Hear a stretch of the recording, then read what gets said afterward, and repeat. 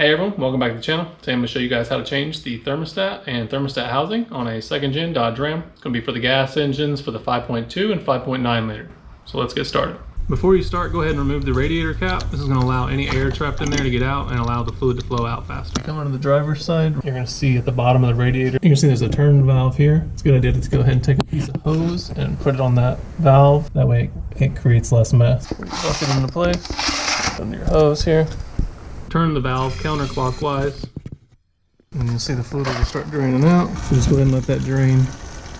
And once it comes to a slow drip, go ahead and close the valve. All right, first thing we're gonna do is just remove the intake. So I'm gonna take this hose, just pull that out of the way for now. And that's gonna be an 8mm. Remove this hose.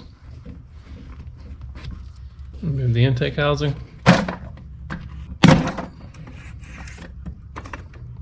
I'm going to go ahead and remove the upper hose. Make sure your buckets are underneath just in case there is any fluid left in them. It's time to inspect your hose. This hose is actually new, so I just replaced it about a month ago, so it should be fine. There might be some fluid in there, you can hear it. Just pushed it back into the radiator, so there'll be less in the hose. If there's any in there, just let it drip out. Push it down, that way if there's any in there, it'll come out. All right, actually pretty empty. Next, we're going to remove the belt, so just go ahead and a 15mm, put that on the belt tensioner, relieve the tension and just slide the belt off.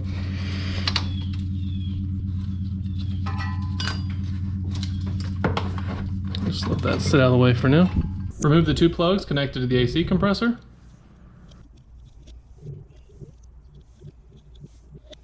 Using a 1/2-inch socket, go ahead and remove the 4 bolts holding in the AC compressor. And there's this 1 bolt right here underneath these hoses. You just need to use a wrench to get that off.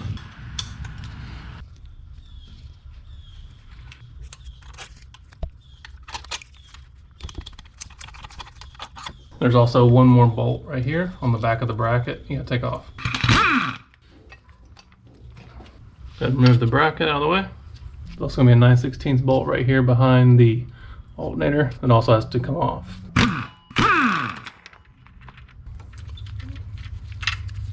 Time wiggle the AC compressor out of place and just move it over on the side.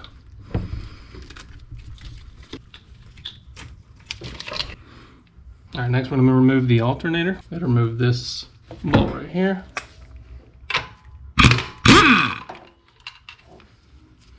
We also have to loosen up the oil dipstick.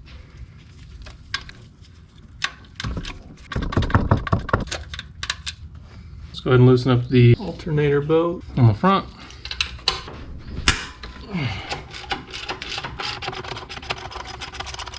The lower bolt has a backing nut on it, so you just have to hold a wrench on the back side of that one.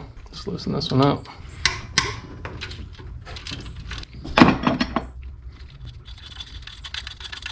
Just hold on to your nut from the back side so it don't fall off. Just pull that bolt out. Like that.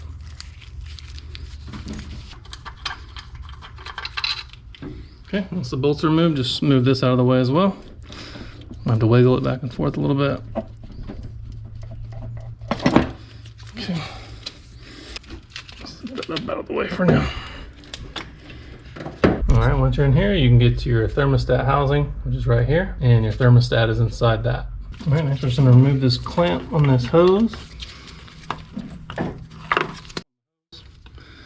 Slide it up out of the way.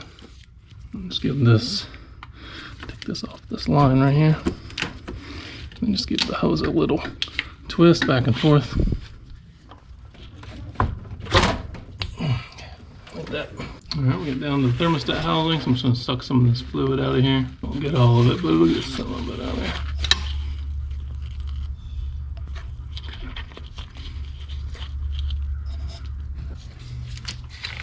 Alright, go ahead and remove the 2 1/2-inch bolts.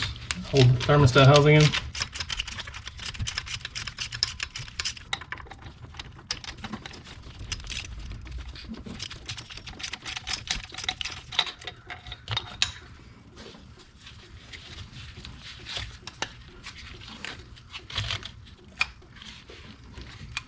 Alright, the thermostat's going to be right here. Just go ahead and grab it, pull it out.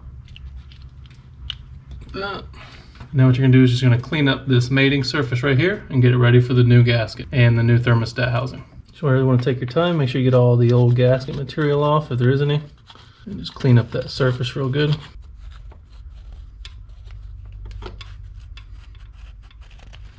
Now once it's clean, go ahead and install your new thermostat with the spring side down. And it'll fit snug in that spot. Alright, so we're going to take the new housing. This one does come with a new gasket, but I'm going to use the Felpro gasket just because I've never had any issues with these. I'm going to use a little bit of this water pump and thermostat housing gasket maker.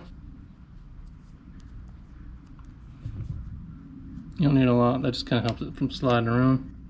I'm going to put a little bit on this side as well. Taking the line up your thermostat housing with the new gasket and the gasket maker on there. Some people say you don't have to use the gasket maker, but I'd rather have it on there. It helps keep this gasket in place as you move it down in there. Lined up. And torque them down to around 8 foot-pounds. Once the thermostat housing is tightened up, go ahead and reinstall your hose and slide down your clamps. Once you've done all that, go ahead and reinstall everything back in reverse order and then move on to adding the fluid. Go ahead and reconnect your hose now on this end. Slide up your metal clip. Go ahead and add this clip back onto the hose. Put your wires back through there.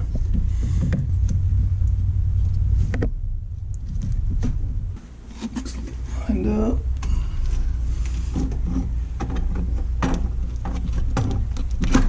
Seated flush, and go ahead and tighten it up.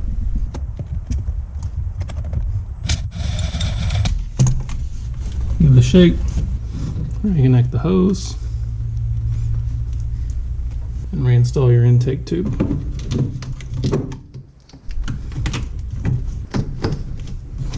Alright, and lastly just go ahead and reconnect the belt.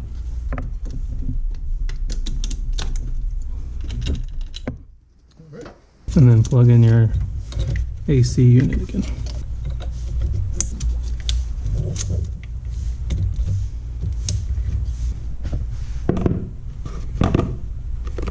Alright, so I'm going to go ahead and fill it up. And if you're refilling completely from empty, you're going to need around 2.5 to 3 gallons of antifreeze.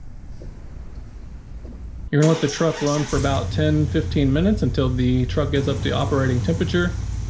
At that point, the thermostat's going to open up and allow the fluid to flow through to the radiator. So you're going to want to make sure there's plenty of antifreeze in the funnel to avoid getting any air pockets in your cooling system. Something else you can do to speed up the process is go ahead and give a couple squeezes to your upper hose, and that'll get out some of the air in the system. As you can see, once the truck gets up to operating temperature, you'll start to see bubbles bubbling up in the funnel. Once the bubbles stop, go ahead and remove the funnel and replace your radiator cap. It's also good to check your overflow tank and make sure it's full. And you're good to go. All right, well that's how you change the thermostat on a 2nd gen Dodge Ram. If you found the video helpful, feel free to give it a thumbs up. And as always, thanks for watching. Go, go, go, go, go, go, go, go, go, go.